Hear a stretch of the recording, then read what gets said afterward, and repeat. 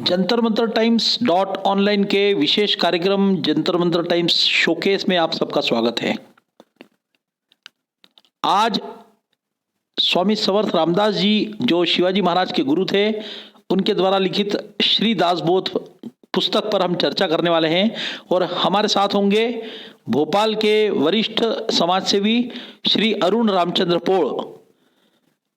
श्री अरुण जी विद्या भारती और राष्ट्रीय स्वयंसेवक संघ के अनेक बड़े जिम्मेदार हैं और वर्तमान में विद्या भारती के प्रदेश कार्य समिति सदस्य हैं। श्री दासबोध पर हम आज चर्चा शुरू करेंगे श्री अरुण रामचंद्र पोळ जी के साथ में और जानेंगे श्री दासबोध पुस्तक के विषय में बहुत ही अनूठी, व्यापक और बहुत ही महत्वपूर्ण जानकारियां। तो चलिए शुरू करते हैं।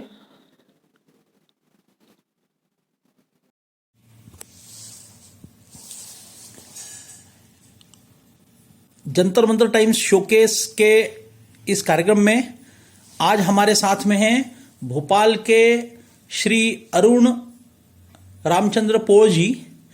आज हम उनके साथ में छत्रपति शिवाजी महाराज के गुरु श्री समर्थ स्वामी रामदास जी द्वारा लिखित दासबोध पर हम चर्चा करेंगे और जानेंगे दासबोध के विषय में श्री अरुण रामचंद्र पोळ जी से। हरिओम। जय जय रघुवीर समर्थ। समर्थ स्वामी रामदास जी महाराज, इनके विषय में महाराष्ट्र में काफ़ी लोग इनके परिचित हैं। संत, राष्ट्रीय संत के रूप में इनको हम जान सकते हैं, क्योंकि जिस समय मुगलों का और संपूर्ण आतंक था और उनके राज कई स्थान भारत के बहुत बड़े भूभाग पर और उनका राज स्थापित हो गया था। उस समय की परिस्थिति में सन 1608 ईस्वी में इनका जन्म होता है। ये स्थान जो है था महाराष्ट्र में जाम्ब नाम का स्थान, वहाँ पर उनका जन्म। उनके पिताजी का नाम सूर्याजी और माताजी का नाम रुक्मिणीबाई, राणूबाई। इस प्रकार से और बाल्यकाल में से ही वे आध्यात्मिक क्षेत्र की एक विभूति के रूप में इस प्रकार से जाने जा सकते कि एक उदाहरण है उनका कि एक बार वो दिखाई नहीं दे रहे तो माताजी ढूंढने गई अपने घर के किसी कोने में, जो आटा रखते ऐसे घर में बैठे थे। उन पर यहाँ क्यों बैठा है? मैं सारे विश्व की चिंता करता हूँ। इस पर से ध्यान में आता है कि बाल्यकाल में ही उनमें आध्यात्म के जो बीज हैं वो रोपे गए थे। बाद में कम आयु वर्ष में उस समय विवाह की प्रथा थी, इसलिए 12 वर्ष की अवस्था में उनका विवाह आयोजित हो रहा था। लेकिन विवाह वेदी से पलायन करने वाले और भाग खड़े होने वाले सावधान, ये शब्द जैसे ही मंगलाष्टक के रूप में वहाँ उच्चारित हुए वैसे ही सावधान हुए और उस वहाँ से भाग खड़े हुए। अधिकतर लोग सावधान करने के बाद भी विवाह की माला में और बंध जाते हैं और फिर आगे जाके उनका जीवन सांसारिक गृहस्थी के जीवन में बन जाता है, लेकिन वो इसको नहीं चाहते थे। वहाँ से दूर जाकर और भागते हुए और गोदावरी नदी के किनार पर नासिक के पास में टाकड़ा गांव, वहाँ जाके 12 वर्ष और उपासना की। नदी में खड़े रहकर सुबह गायत्री मंत्र के पुरस्चरण, श्री राम जय जय राम का जाप, और इस प्रकार से 12 वर्ष की पूरा और इस प्रकार से तपस्या करने के बाद में फिर संपूर्ण भारत का भ्रमण उन्होंने किया। भारत का भ्रमण करते समय मुगलों का जो आतंक था, मुगलों का जो वातावरण था समाज के अंदर, हमारे राष्ट्र के अंदर स्त्रियों के साथ किस प्रकार से अत्याचार और अनाचार, भ्रष्टाचार, ये सारा जो है उन्होंने देखा। उस समय हिंदुओं की स्थिति थी कि हिंदू यह जानता था कि दिल्ली पे बैठा है वो जगदीश्वर है। वो कहते थे दिल्लीश्वर हुआ, जगदीश्वर हुआ, इस प्रकार की मानसिकता थी। हम कुछ नहीं कर सकते हैं, वही सब कुछ हमारा दाता। इस स्थिति को बदलने का और दृढ़ निश्चय समर्थ स्वामी रामदास जी ने किया और फिर वापस पुनः महाराष्ट्र में आकर और अपने कार्य को प्रारंभ किया। करते समय उनके से उन्होंने कई स्थानों पर हनुमान जी के मंदिर स्थापित किए और अखाड़े स्थापित किए। उसके माध्यम से फिर मठों की स्थापना की, वहाँ महंत बनाए और वो सब करते समय संपूर्ण व्यक्ति अच्छा निर्माण करना, क्योंकि समाज के अंदर यदि संगठनात्मक लोक संग्रह का कार्य करना है तो एक अच्छा व्यक्ति निर्माण हो। इस दृष्टि से सारा जो आवश्यक कार्य हैं व्यक्ति निर्माण के लिए वो सारे किए। सब अच्छे सद्गुण संपन्न ऐसा व्यक्ति जो काम, क्रोध, लाभ, मोह, मद और मत्सर इन षड रिपुओं से रहित और इस प्रकार का व्यक्ति जो है निर्माण करना सहज सरल काम नहीं था, लेकिन वो सारा कार्य और इस प्रकार का उन्होंने निर्माण किया। करते समय उन्होंने मुगलों की जो परिस्थिति थी उसको बदलने की दृष्टि से उस समय उदित जो शिवाजी महाराज उस समय के हिंदू पथपातशाही स्थापन करने की दृष्टि से अपना जो कार्य चला रहे थे उनको उनके गुरु के रूप में और वो स्वीकार उन्होंने किया। शिवाजी महाराज के गुरु का स्थान उन्होंने स्वीकार किया और उनको समय समय पर मार्गदर्शन भी करते रहे। जब आपका मुगलों का आक्रमण होता था तो उस समय उनके जो मठ मंदिर थे वहाँ से और उनके जो अखाड़े थे, शिवाजी महाराज की सेना में भर्ती होने के लिए वीर सैनिक आवश्यक थे। वो सारे सेना के जो नायक थे, उनके खिलाड़ी थे, उनके साथ में सेना के सैनिक रूप में काम करने वाले लोग थे, वो सारे इन अखाड़ों से वो निर्माण होके और उन्होंने शिवाजी महाराज की जो फौज है और एकनिष्ठ राष्ट्रनिष्ठ ऐसे व्यक्ति खड़े करने का काम जो है उन्होंने समर्थ स्वामी रामदास जी महाराज ने किया। और इन सब के पीछे एक आध्यात्म की शक्ति, क्योंकि आध्यात्म की शक्ति ऐसी है जो जिजीविषा व्यक्ति के अंदर अच्छा और सतत कार्य करने का प्रवृत्ति और निस्वार्थ भाव से, निष्काम भाव से इस समाज में काम करने की जो प्रवृत्ति है वो निर्माण करने का काम यदि कोई कर सकती है वो शक्ति है आध्यात्म की शक्ति। धार्मिक क्षेत्र में ऐसा समझाता था ये पोंगा पंक्ति है, लेकिन इस सब को दूर हटाते हुए और उन्होंने ये सारा कार्य आध्यात्म के माध्यम से ही निर्माण किया। आज हम देख सकते हैं और उस समय ये सारा स्थापन करते समय शिवाजी महाराज ने फिर आगे जाकर हिंदू पथपातशाही की स्थापना की। ये संभव हुआ कि समर्थ स्वामी रामदास जी महाराज जैसे व्यक्ति का मार्गदर्शन, उनकी माता का मार्गदर्शन, जिसके कारण शिवाजी जैसा एक अजेय राजा और जो आज इतिहास में अजर अमर हैं, जिन्होंने कि स्त्रियों का यथोचित सम्मान, गो ब्राह्मण प्रतिपालक, सर्वधर्म समभाव, इस दृष्टि से उन्होंने कार्य किया और वो खड़ा किया क्योंकि शिवाजी महाराज को समर्थ स्वामी रामदास जैसे और निष्काम भाव से कार्य करने वाले गुरु और आध्यात्मिक दृष्टि से सबल ऐसे व्यक्ति का मार्गदर्शन प्राप्त हुआ। हम देखते हैं कि उसके बाद में ये मार्गदर्शन सतत अगली पीढ़ी को चलता रहे, इस दृष्टि से उन्होंने एक ग्रंथ लिखा जिसका नाम था दासबोध। ये दासबोध ग्रंथ जो है ये संपूर्ण मानव दर्शन, जीवन दर्शन, संगठनात्मक कार्य करने की दृष्टि से और लोक संग्रह किस प्रकार किया जाए वो सारा इसमें समाहित है। व्यक्ति का निर्माण कैसा होना चाहिए, व्यक्ति के पास सद्गुण संपन्न बनने के लिए क्या क्या चीज़ें आवश्यक है, वो सारी बातें इसमें समाहित की। एक एक पक्ष को रखने के लिए उन्होंने इस प्रकार का ग्रंथ निर्माण करने में 20 जो है उसके दशक हैं और हर एक दशक में 10-10 समास उस ग्रंथ के अंदर समाहित किए हैं। एक एक दशक के अंदर जो है जब उन्होंने इसको लिखना प्रारंभ किया तो पहले गणेश वंदना वगैरह सारा ये जैसा नियमित रूप से सारे धार्मिक ग्रंथों में होता है वो सारा उसमें समाहित किया है, लेकिन उसके बाद में उन्होंने जो इस विषय में और विस्तार लिया है।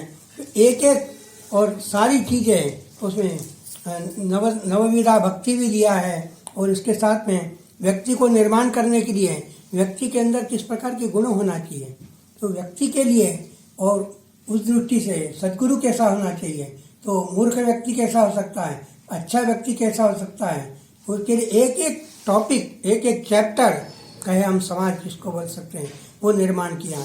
और उसके माध्यम से पढ़त मूर्ख, पढ़े लिखे हैं लेकिन मूर्खों जैसा व्यवहार करते हैं। आज के समय में हम देखते हैं कि सिगरेट पीना जो है वो स्वास्थ्य के लिए हानिकारक है, उस पर डिब्बे पे लिखा है, पढ़ भी रहे हैं लेकिन फिर भी सिगरेट पी रहे हैं। दारू पीना हमारे लिए हानिकारक है लेकिन फिर भी खा पी रहे हैं। ये सारा जो है, और वास्तव में इनको पढ़त मूर्ख, जो आज मोबाइल पे चलते चलते, वाहनों पे चलते हुए मोबाइल नहीं सुनना चाहिए, ये रूल है, लेकिन उसको फॉलो कौन करेगा। तो ये समर्थ स्वामी रामदास ने पढ़त मूर्ख के लक्षण भी लिखे हैं कि पढ़ा हुआ लिखा है, वे समझदार भी हैं लेकिन फिर भी मूर्ख है, कैसा है, उसके भी लक्षण इसमें दिए। सदगुरु के लक्षण दिए हैं, पोंगापंथी गुरु कैसा हो सकता है, उसके भी लक्षण दिए हैं। इस प्रकार से विस्तार से संपूर्ण नवविधा भक्ति क्या होती है, उस सारे विस्तार से इसमें चर्चा की है। फिर समाज का संगठन कैसा खड़ा करना है, इस दृष्टि से अनेक महंत निर्माण किए। उन महंतों को एक एक मठ का प्रमुख बनाया। महंत कैसा होना चाहिए, उसके लोक संग्रह के लिए क्या क्या गुण आवश्यक है, उन सब गुणों को उनमें निर्माण करने का प्रयत्न, सतत प्रयत्न किया, और वैसे लोक निर्माण किए। और फिर उस प्रकार के लोक निर्माण करने के पश्चात इन मठों के मठाधिपति के रूप में उनको स्थापित किया, और उन्होंने सतत उस दृष्टि से उनके विचार को लेकर और समाज संगठन और लोक संग्रह का काम और समाज संगठन का काम और आध्यात्मिक क्षेत्र के माध्यम से और लोगों को संस्कारित किया, जागरूक किया समाज में। और वही जागृति जो है आगे जाकर शिवाजी महाराज के जो आपके हिंदू पातशाही स्थापन करने की दृष्टि से वहाँ पर जो संगठनात्मक लोग प्राप्त हुए, अच्छे विचार के लोग प्राप्त हुए, एक साथ एकजुट शिवाजी महाराज के साथ खड़े हुए, जी जान अपना प्राण अर्पण करने के लिए भी आगे पीछे नहीं देखते थे, ऐसे लोग निर्माण करना स्वामी समर्थ रामदास जी महाराज का जो था ये दासबोध ग्रंथ, उसके माध्यम से उन्होंने ये सब खड़ा किया। आज हम लोग इस समर्थ स्वामी रामदास जी महाराज के ग्रंथ से और स्वाध्याय करके, और कई लोग जो हैं इसका अध्ययन करते हैं, लेकिन स्वाध्याय करके केवल उसका ज्ञान प्राप्त करना, आज इंफॉर्मेशन टेक्नोलॉजी जो वास्तविक में हमारे यहाँ पर जो पाठ्य पुस्तक और पढ़ाई जाती है वो केवल और माहिती है। माहिती करने के बाद में, अच्छा ज्ञान प्राप्त करने के बाद में उसका जीवन में उपयोग यदि हमने नहीं करते हैं तो उसका निरर्थक है वो। क्योंकि हमारे यहाँ कहा गया है कि लेटर एंड स्पिरिट, शब्द और उसकी आत्मा।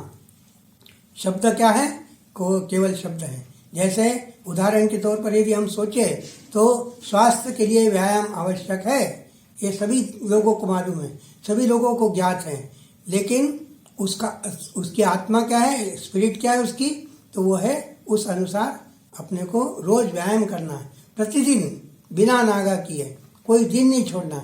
ऐसा जो व्यक्ति करता है तो वो यदि वास्तव में पढ़ता है कि स्वास्थ्य के लिए व्यायाम आवश्यक है, नहीं तो अन्यथा वो केवल कोरे शब्द है और केवल उसको माहिती है कि ये आवश्यक है, लेकिन करेगा कौन। जैसे हमारे यहाँ पर बोला गया था कि स्वामी विवेकानंद जैसे 100 विवेकानंद जी मुझे मिल जाए तो मैं जो इस देश का, इस दुनिया का काया पलट कर दूंगा। लेकिन ऐसा कहना मात्र से काम चलेगा क्या, उसको निर्माण करने के लिए कौन चाहिए।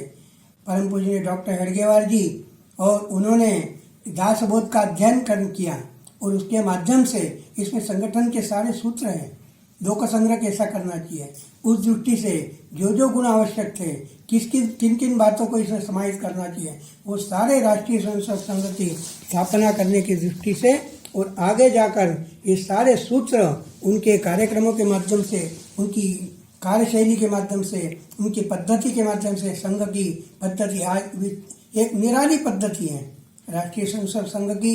यदि देखें तो एक व्यक्ति ने कार्य प्रारंभ किया, लेकिन आज वो जो है अजर अमर है।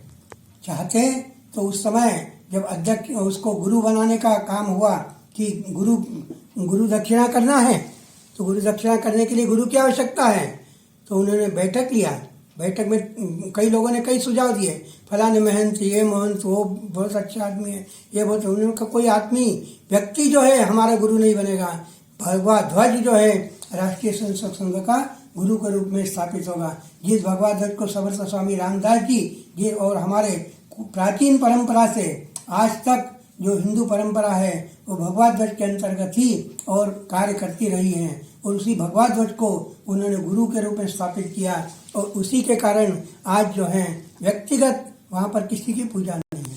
भगवा ध्वज जो है हमारे यहाँ पर और मुख्य गुरु के रूप में माना जाता है। आज भी इतने सारे जो कार्यक्रम चलते हैं, निस्वार्थ भाव से कार्यकर्ता कैसे पैदा करना, तो उसके लिए उन्होंने व्यवस्थित पद्धति निर्माण की।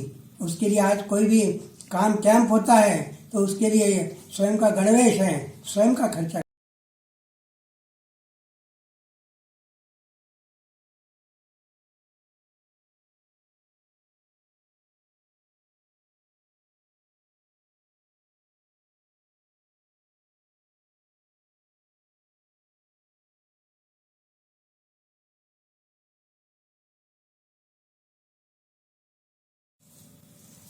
आज के इस आपाधापी के वातावरण में जब भौतिकतावाद इतना बढ़ा हुआ है, उसी समय इस प्रकार के आध्यात्मिक ग्रंथों की वाचन की, स्वाध्याय की और चिंतन मनन की आवश्यकता है।